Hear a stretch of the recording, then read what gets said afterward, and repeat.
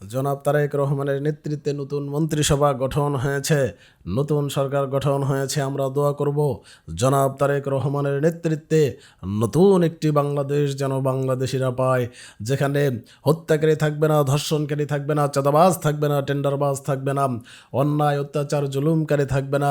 এমন একটি সুন্দর সমাজ, সুন্দর দেশ তিনি উপহার দেবেন, যেখানে ব্যবসায়ীরা নিরাপদে ব্যবসা করবে, কোনো চাঁদাবাজের ভয় তাদের অন্তরে থাকবে না, মা বোন নিরাপদে রাস্তা দিয়ে হেঁটে যাবে, ধর্ষণকারীর ভয় তাদের অন্তরে থাকবে না, সরকারি অফিসে ঘুষের ভয় থাকবে না, দেশের মধ্যে জুলুম থাকবে না, অন্যায় থাকবে না, মিথ্যা মামলা থাকবে না। এমন একটি সুন্দর দেশ, সুন্দর সমাজ তারেক রহমানের নেতৃত্বে গঠন হবে, এটাই আশা, এটাই আমাদের সৃষ্টিকর্তার কাছে দোয়া।